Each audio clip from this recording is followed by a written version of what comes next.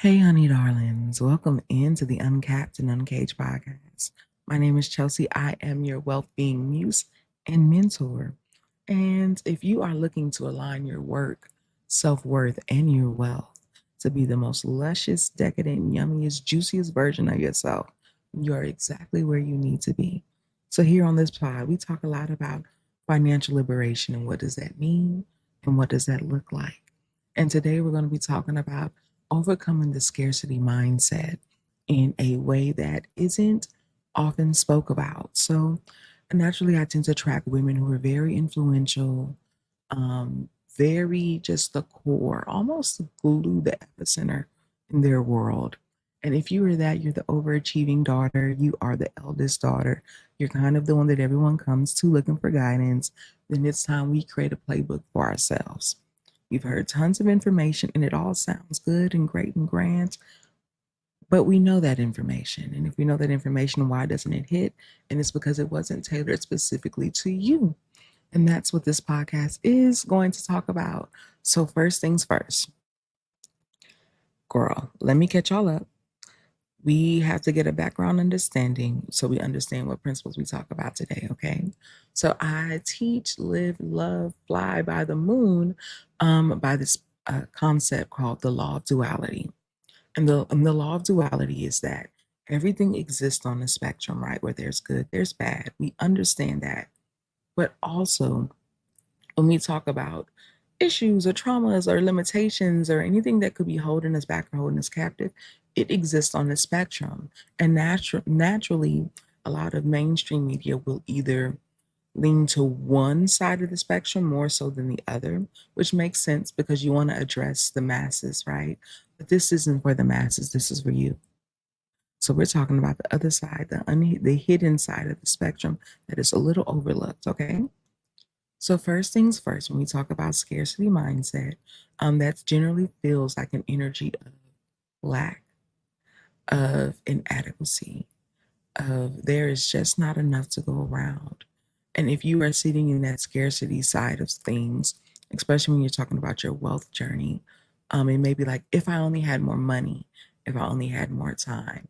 And there's a constant needing or desire of more, more, more. And we are so super familiar with that area and that concept. However, today I'm going to talk about overconsumption and how overconsumption of all the things can also be a sign of scarcity for you.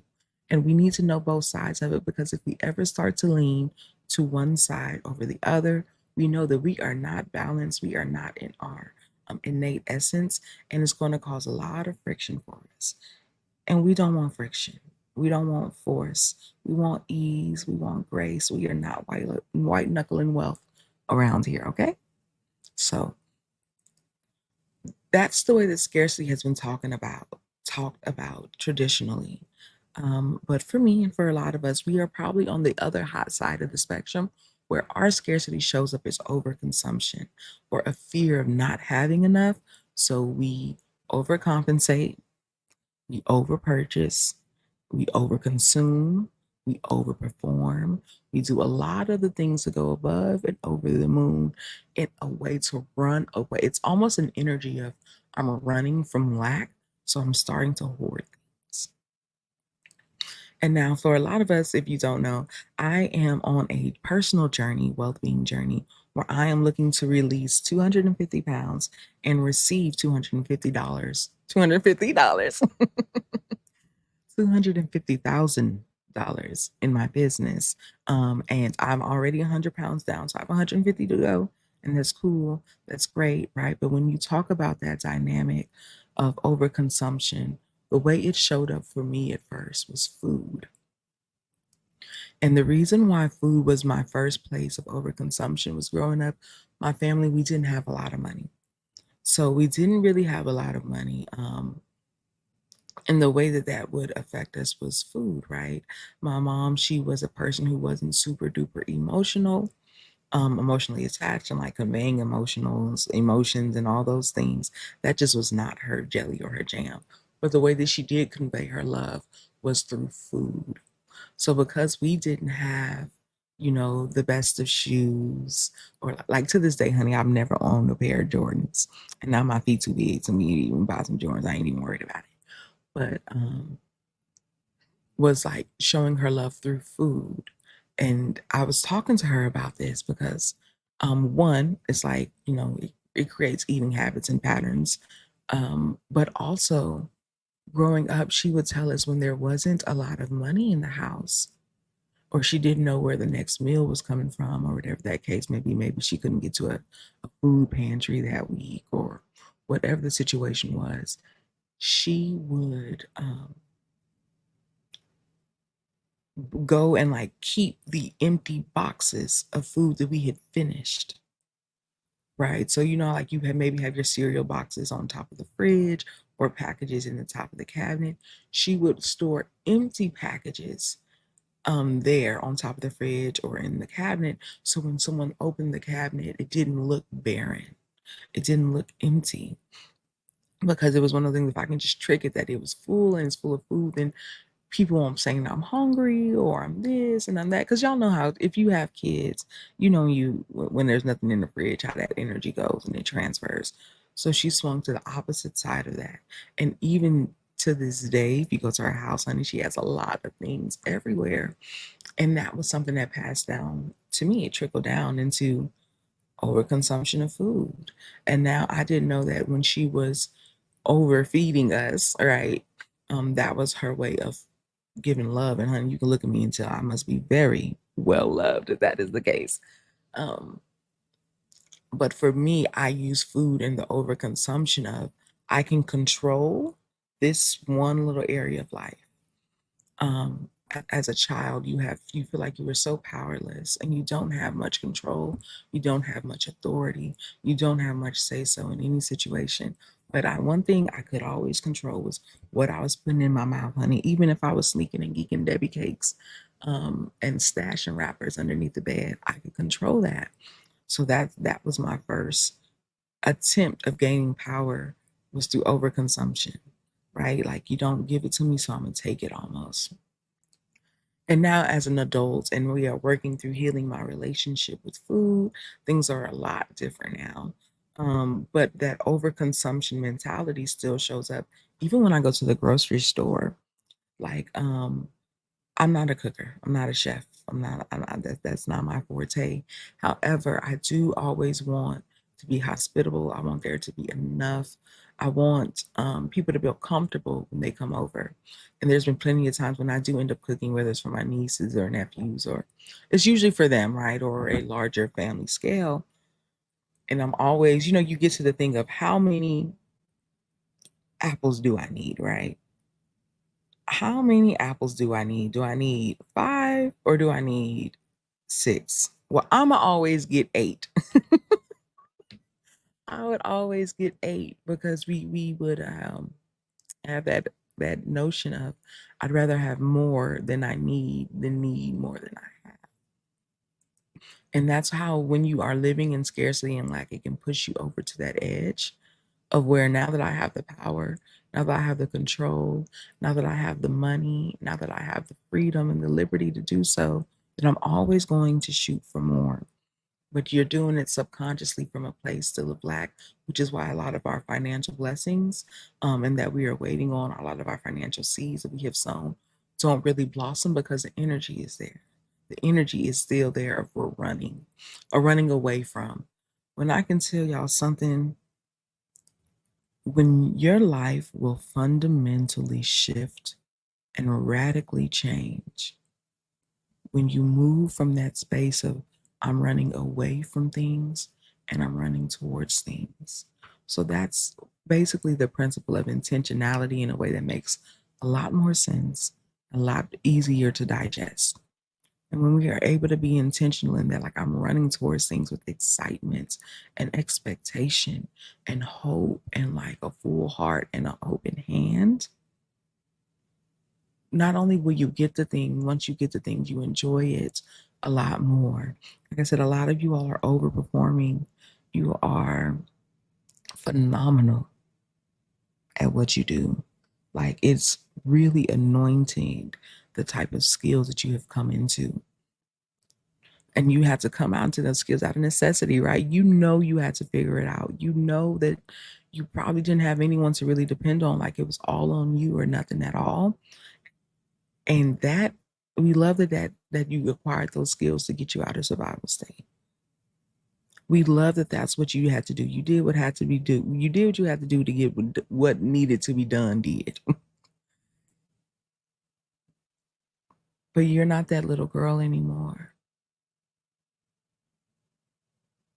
And we love that little girl because that little girl, baby, that little girl did some work. That little girl saved the day for you. That little girl protected you. That little girl armored you. That little girl ushered you into who you are today. But as a woman, you get to lean into your desires. You get to lean into your pleasures. You get to lean into what feels good, right? We have this saying in Pilates when we're stretching that if it feels good, stay there. And that requires a mindset shift. The motions don't change. The motions don't change. You still show up. You still do the work. You still speak when you need to. You still apply pressure like you've been doing. But that nervous system be regulated. That nervous system feels so much better.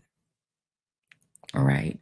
And now back to the ways that we continuously overconsume. So you talked a bit about food and my overconsumption with food, and sometimes you may have that too. But let's also talk about overpurchasing. Hello, look in your closet, baby. If you look in your closet, tell me what's looking back at you. So I go through these things, these ways where I am a firm believer that your environment makes a huge difference on how you work and how you move. And if you will elevate your environment, it doesn't require as much effort for you to get through your day, right? Some call it decision fatigue. I just call it setting yourself up for success in every way, shape, and form, and allowing the entire world around you to support you in your missions and your endeavors and your existence and your experiences, right? It's not always about getting the shiny trophy. It is also about the cocktails and the mai tais on the beach. Okay, that's what we do here. We lean into pleasure. And look in your closet. So for me, and I can only share my story, but if this relates to you, let me know in the comments. But it didn't occur to me the root of my over purchasing until about maybe a month or so ago. Like I knew it was an issue, and I knew the surface issues of it, right? But the deeper depths part of it being related to scarcity didn't dawn on me until like about a month ago. And what happened was I was in Ross. I went to Ross for a lamp. I wanted a lamp for the background. And I went to Ross to look for a floor lamp. And I have this habit of every time I go into a Ross, regardless of what I'm going to Ross for, I always look at the shoe section because I am a size 10 in shoe. 11 if it's too narrow. I'm a size 10 in shoe and 11 if it's too narrow. So it's hard to find shoes that you like and that are comfortable and that fits. So anytime I go into a Ross, because I know they go up to like a size 13, I look there. Now also, the deeper layer and impact of this is I've been trained subconsciously to go into Ross and look at shoes because historically I don't like the clothing options they have, if they have any, in my size. And I'm a size 26, 28. That's like a 4X. So some things will work, but I got tired of making things work with clothes, honey. We're not going to do that. Um, I fully expect my clothes to support me. I'm not here to support my clothes at this point.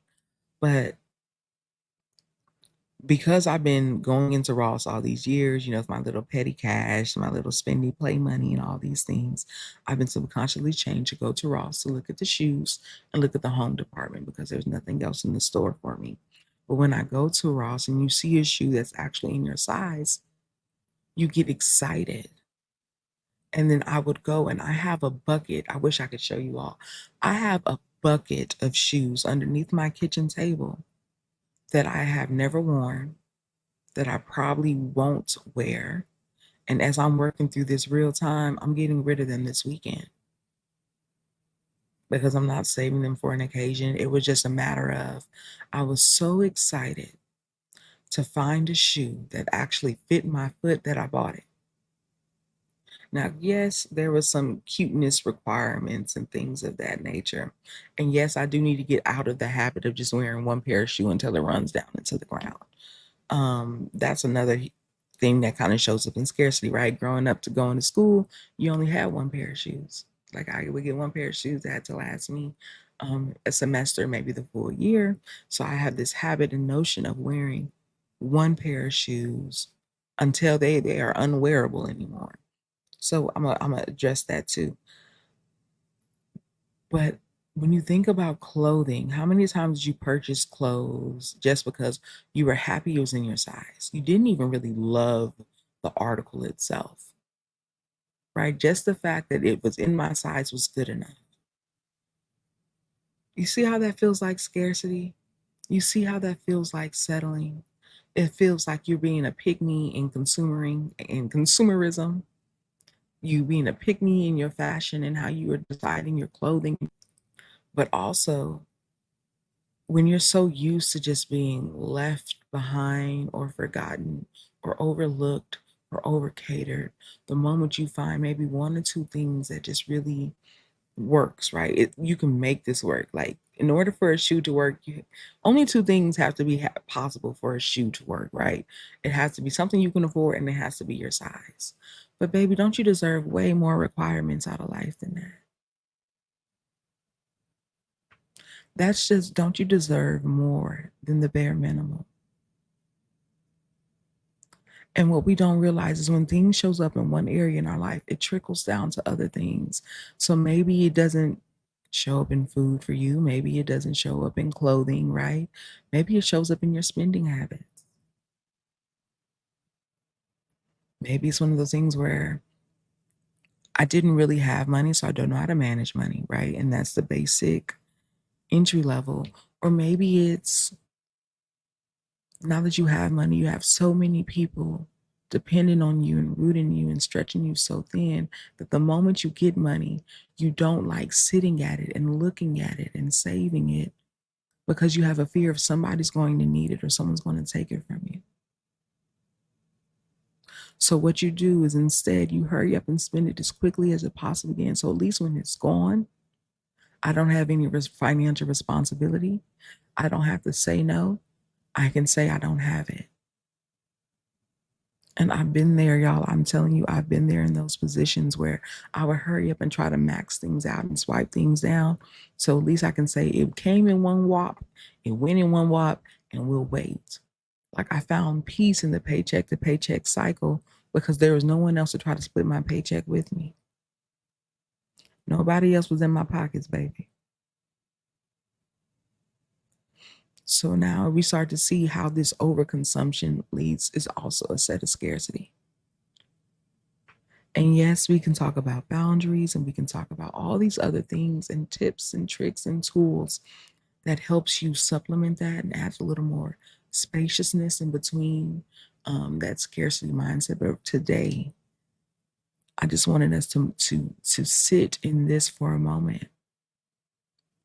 And what I would love for you to do this week is go through just your day to day, pick one area of your life, right? Just pick one to start, whether it's going to be your wealth, your health, or your finances. Well, that's your wealth, but your wealth or your health are usually going to be the biggest things, the two biggest things. But if you feeling froggy, maybe look for something personal and just audit it. Just awareness. Just this isn't meant to be heavy. This isn't meant to be earth shattering. It's just supposed to be very spacious, very light. Of just sitting back and realizing, do I still have a scarcity mindset? And if it is, do I lean more towards what side of that spectrum? A lot of us here are highly intelligent, highly impactful. And the way that we get through that is by learning. And I love learning.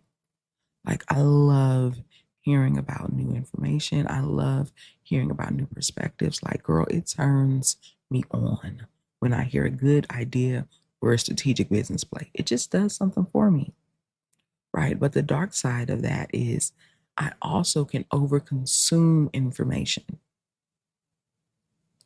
And this is going to be evidence of if you've read all the books, if you have every budgeting book in the world and you still don't follow a budget,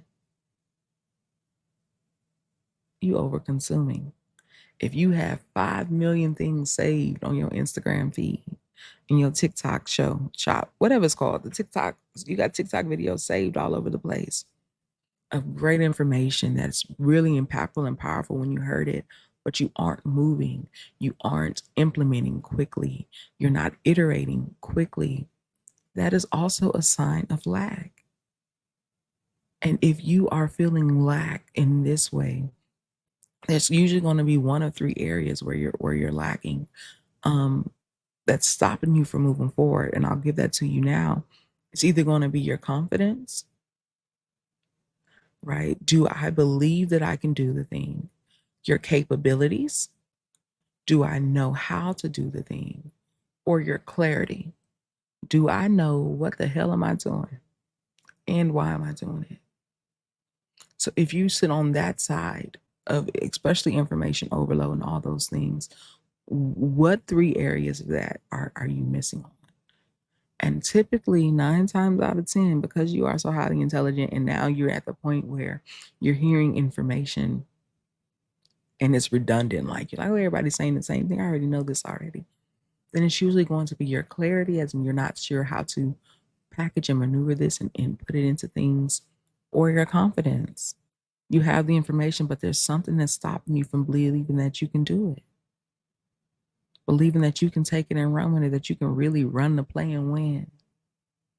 And I've been in all three areas of those phases of life, and we'll continue to unravel more deeply and in depth about how to navigate those things. But before I leave you, I do want to give you some resources today. So that character, capabilities, confidence, that I have a worksheet around that that's going to be free, and I'll link it into the show notes or the underneath a bar. It'll be linked there for you. But I also am going to invite you to, well, if you download that, you'll be added to the email list. And what we're doing is pretty soon is going to be a 30-day dopamine detox. Now, when I tell y'all, I am so excited for this because we talk about detoxes in a lot of different ways. But what a dopamine detox is going to do is it's going to help you emotionally regulate yourself and get back to your neutral state. So once you're at your natural self, then we are optimizing for who you naturally are, not what sounds like a good idea, what sounds interesting. Like, no, no, no, no, no, no, no, no. Sometimes we lose so much momentum because we try to change who we are instead of just working with who you are. And I can tell you right now, baby, there is nothing wrong with you. You just haven't been optimized.